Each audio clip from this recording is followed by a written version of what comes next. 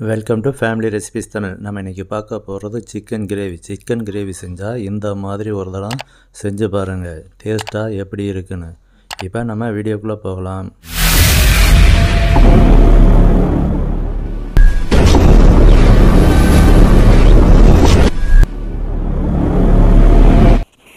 இப்போ நம்ம chicken gravy செய்ய ஆரம்பிச்சிடலாம்.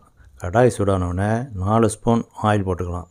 சின்ன சின்ன துண்டாக 4 துண்டு பட்டை, 3 கிராம்பு, 3 ஏலக்காய் போட்டு அதோட சோம்பு 1 ஸ்பூன் போட்டு நல்லா கிளறி விட்டுலாம். மீடியம் ஹீட்டில் வச்சு கிளறணும், இல்லை அப்படின்னா கருகிறோம்.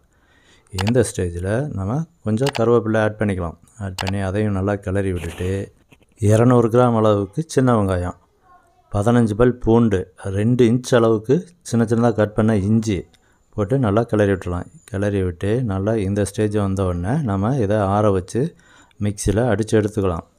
இப்போ கடாயை சூடுபடுத்தி 3 ஸ்பூன் அளவுக்கு ஆயில் போட்டுக்கலாம். ஆயில் நல்லா சூடானோடனே கொஞ்சம் சின்ன வெங்காயத்தை போட்டு கிளறி விடலாம்.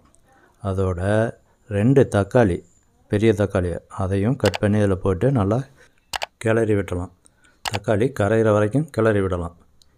இப்போ 1/2 ஸ்பூன் அளவுக்கு மஞ்சள் தூள், 2 ஸ்பூன் மல்லித்தூள், 1 ஸ்பூன் ஜீரகத்தூள், 1/4 ஸ்பூன் கரம் மசாலா, தேவையான அளவு காரத்துக்கு மிளகாய்த்தூள் போட்டு நல்லா பச்சை வாசனை போகிற வரைக்கும் நல்லா கிளறி விட்டலாம்.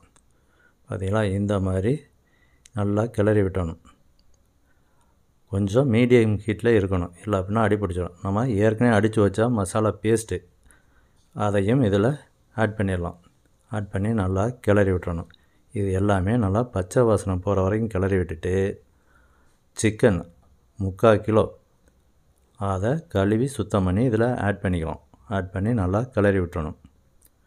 பார்த்திங்களா, இந்த மாதிரி நல்லா கிளறி விட்டு இதுக்கு தேவையான அளவு உப்பு அதையும் ஆட் பண்ணி நல்லா கிளறி விட்டு ஒரு 2-3 நிமிஷம் அப்படியே கிளறிக்கிட்டே இருக்கலாம். இதிலேருந்து தண்ணி வரும். அதுக்கப்புறம் நம்ம தேவையான அளவு தண்ணியை ஆட் பண்ணி நல்லா கிளறி விட்டுறணும். ஃபேமிலி ரெசிபிஸ் தமிழ் சேனலை லைக் பண்ணுங்கள், சப்ஸ்கிரைப் பண்ணுங்கள், பக்கத்தில் இருக்க பெல் பட்டனை எனேபிள் பண்ணுங்கள், ஷேர் பண்ணுங்கள். இது ஒரு 3 நிமிஷம் கிளறி விட்டு நல்லா கொதிக்கட்டும். சிக்கன் நல்லா வேகிற வரைக்கும் நல்லா கிளறி விடணும். அப்பப்போ கிளறி விட்டு இப்போ புதினா இலைகளை கொஞ்சம் ஆட் பண்ணிக்கலாம். ஆட் பண்ணி அதையும் நல்லா கிளறி விடணும். இந்த ஸ்டேஜ் நல்லா சிக்கன்லாம் வெந்த பின்னாடி இந்த ஸ்டேஜில் நம்ம மல்லித்தழைகளை தூவி ஸ்டவ்வை ஆஃப் பண்ணிடலாம். இப்போ நமக்கு அருமையான டிஃப்ரெண்ட்டான சிக்கன் கிரேவி ரெடி. நன்றி, வணக்கம்.